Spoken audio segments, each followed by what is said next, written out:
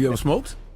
I have. You can't even make this shit up. I think we're in an alternate universe right now. Kamala, I'm not going to no cookout if you own the grill. She put over 1,500 people in jail for weed. You ain't gonna have me out here looking crazy. Y'all niggas voted for Biden. I don't want to hear it. What's happening? It's Larry Loudpack bringing you the latest in cannabis news and culture. In here with my man Malik, the manager. I'm that dude. Like it or love it. And this is Fuego News. Let's get it. Kentucky House votes to bar people with some drug convictions from enrolling in medical marijuana program. You can't get the licenses, or you can't. What are we talking about? You can't here? get a medical card, like to be shit. a consumer if you have certain convictions. Niggas got PTSD, bro. Y'all tweaking. House Bill 829 would require prospective patients pass background checks before they can be issued a medical marijuana card. It would further require them to meet with a pharmacist before they can buy medical marijuana from a dispensary, and would allow K through 12 schools to opt out of medical marijuana access policies. So they also said that no one with a felony conviction that's classified as violent that involves controlled substances would be permitted to enroll, but some states actually count some drug offenses as violent. In my case, I got a weed charge in Minnesota. It was categorized as violent. So they took away my gun rights because they categorize a weed charge of over a certain amount as a violent offense. So that's a very weirdly worded document. Whoa! And that's why they put violent in quotes right there. Violent. Because not all violent key word offenses. right here, ladies and gentlemen. Violent. Weed is violence, apparently, in some states. So it's really weird that if you could maybe have had a charge for weed. That's crazy, bro. How is a weed offense signified or recognized as a violent charge? That is one of the most peaceful processes to possibly happen. Like either whether that's transaction to money in hand with product, or we smoking or whatever. No, exactly. That's what I'm saying. What is violent? There's nothing. Show me the violence. Kentucky Normal Executive Director Matthew Bratcher told Filter that it's unusual for a state to require background checks in order for someone to enroll on the medical marijuana registry. Yeah. And he said it's going to cause a lot of folks to avoid the program altogether. So he's just saying it's not a good start, which is facts. A lot of people are just going to then go to the black market. So you're not even going to get these taxes that your goal was to get in the first place. For them to actually need this weed, and now you're saying, oh, let's do a background check just to make sure they deserve it.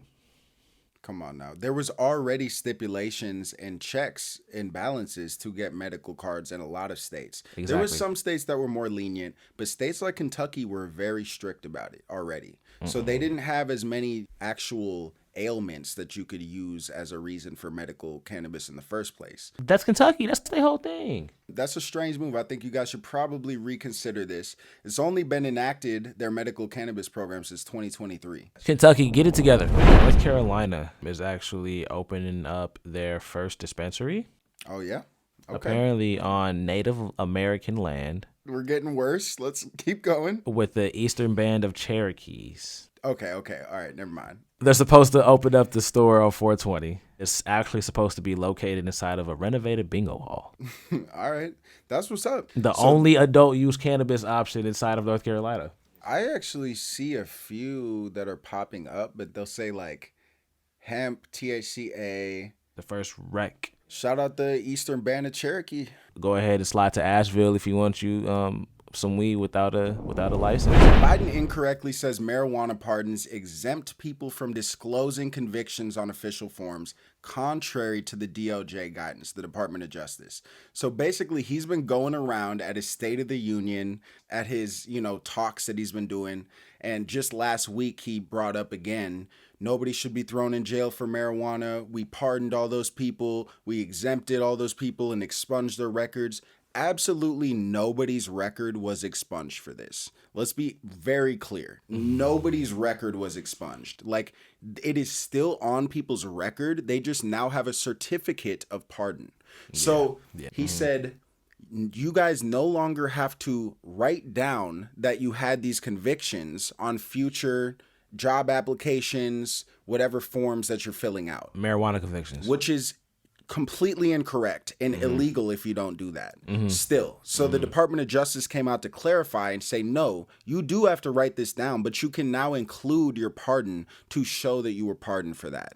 But it in no way means you can just leave that out of any application. So let's make that muy claro. He hasn't been standing on anything that... He hasn't been standing much, actually. He hasn't been doing much standing. Yeah. Why? It's really just a slap in the face, though, because you don't stand on what you say to begin with, bro. So why are you going to keep on trying to beat a dead horse? This is the last-ditch effort to try to get more young people to vote for them. That's not going to even secure you that many votes, bro. People are already smoking. They don't need you to tell them they can smoke. That's not going to do much. If you want to do something actually substantial, like if you want to actually let some people out of jail, people are going to be maybe hearing you. If you're talking about really doing some reform, because even this Schedule 3 shit is not doing as much as people think it's going to do. I don't know who I'm voting for. I don't know if I even feel like voting this year, man. Did you get your sneakers yet? I know you're funny as shit. I know you ordered the tea. You ain't going to have me out here looking crazy. Y'all niggas voted for Biden. Listen. Y'all niggas voted for Biden. I don't want to hear it. Kamala Harris is going to host a marijuana reform event with Fat Joe. Like, you can't even make this shit up. I think we're in an alternate universe right now. Hey, no, shout out Fat Joe, though, because he's been popping up at a lot of, like, political shit within the communities and stuff like that. So, Fat Joe's been... Now, Kamala, I already told you, I'm not going to no cookout if you own the grill. As a unit, as a cabinet, they're focusing on this issue as one that they think is going to help them get these votes. This is even more hilarious coming out of Kamala's mouth because she put over 1,500 people in jail for weed, like as a prosecutor. We should force these people to like smoke a joint during the meeting. Breakfast Club, they asked Kamala, do you smoke? And have you ever even tried an edible? I don't think she's ever, it didn't seem like it. We can play the clip too. It's just people's principles be so backwards. It's just kind of hard for them to even stand on anything, dog. Kamala Harris says she has smoked pot. Let's see. Oh, what you been smoking on, Kamala? Obama Kush? Have you ever smoked? I have. Okay. Like and I inhale. I did inhale. Oh, and she inhaled. Okay. It was a long time ago. Okay, hold on. It do sound like she probably did take a hit. What were you listening to when you was high? What was on? What song was? Oh my goodness! Oh yeah, definitely Snoop. Tupac for sure. People quick trying for this vote. This is like when they asked Hillary, Snoop, why do you keep hot sauce in your purse? Snoop and Tupac for sure. No, that's cap. That's cap. She went with whatever they brought up. He said Snoop. Tupac they could have said sure. Whatever. They could have Sexy Red. Yeah. Stop. They could have said Sexy Red. Fat Joe says it's time to lean back. When the vice president calls me, I stop everything.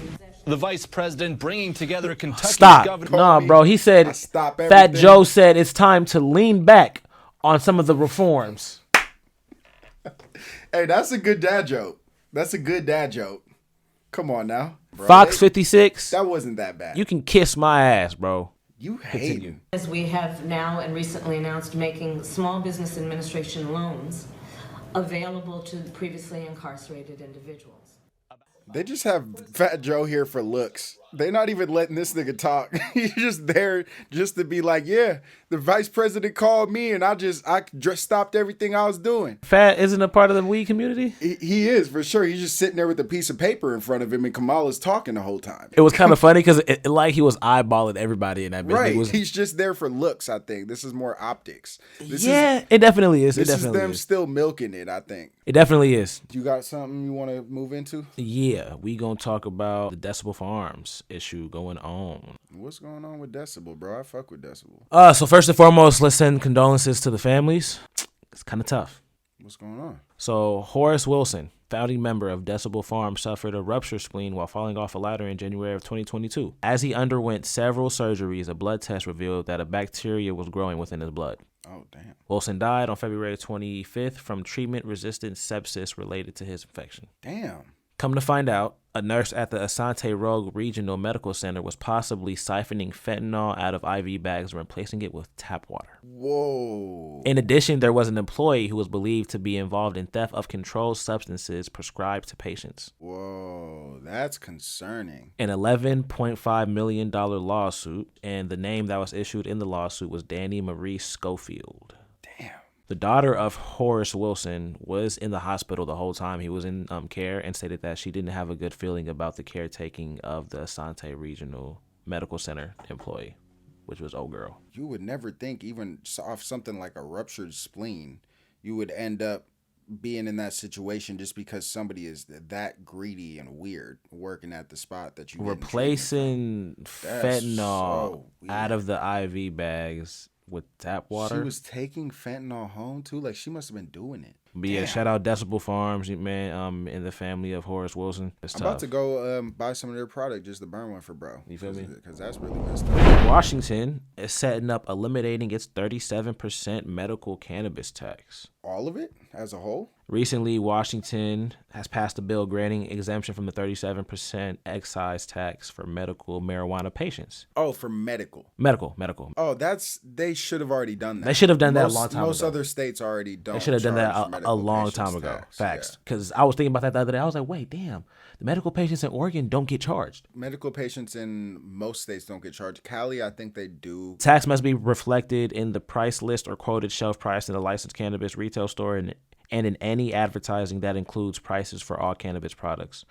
All revenues collected from cannabis excise tax must be deposited each day in the dedicated cannabis account. The bill now waits for signatures and executive action to become law, according to the law firm, HB 1453. I mean, that's unfortunate that since 2012, when they went rec, they've been paying, or I'm sorry, yeah, they went rec in 2012. Let me see when they went medical. Because they've been charging these medical patients this excise tax this whole time. And that's wild, bro. Approval in Washington. Oh, yeah. Medical 1998. Washington's been one of the states that's had medical the longest. And they've been charging them this excise tax the whole time. I don't think it started at 37. It probably has steadily increased over time.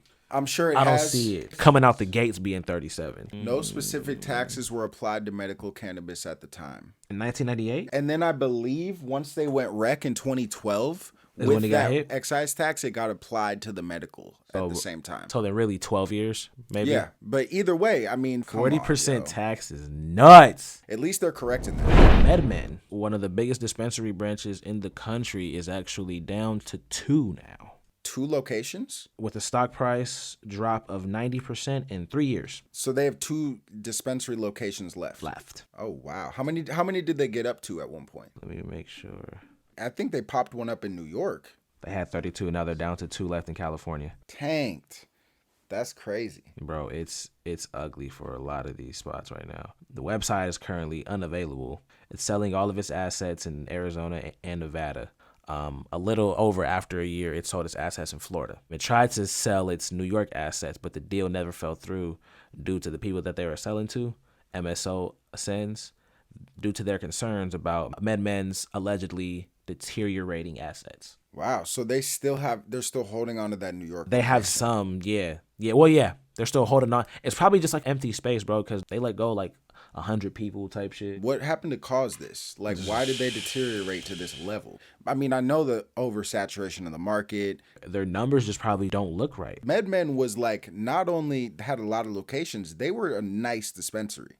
You know, like they were a pretty high-end spot. They're spending some money to open these spots up. This isn't even, this looked like an Apple store in this bitch. Mm-hmm. Like, oh my God. I don't even think they stock value is a cent. Let's see their reviews. Oh, okay. So 2 months ago, MedMen announced management and board changes. Okay. We got to give them probably another like 2 years. Their inventory has been going down too, it looks like. I'm reading reviews and people are saying they never really have shit. Usually half a dozen or so strains. That's only 6 strains. Looking for a wide selection of flowers, I would recommend Rise. She said, don't go here. 9 months ago, the chief financial officer resigned. Yeah, 8 months ago, the CEO, Ellen Deutsch, if I'm not mistaken, and Amit Pandey were appointed CEO and CFO. You think they're going to bounce back or you think it's over for MedMen?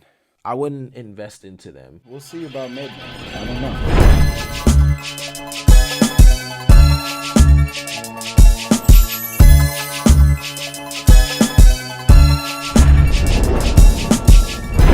Shout out to Jay for monetizing. Shout out to Neff the Farrell for coming to Eugene last night. Had me MC that event, you know what I'm saying? So appreciate you. Happy birthday to his kid as well.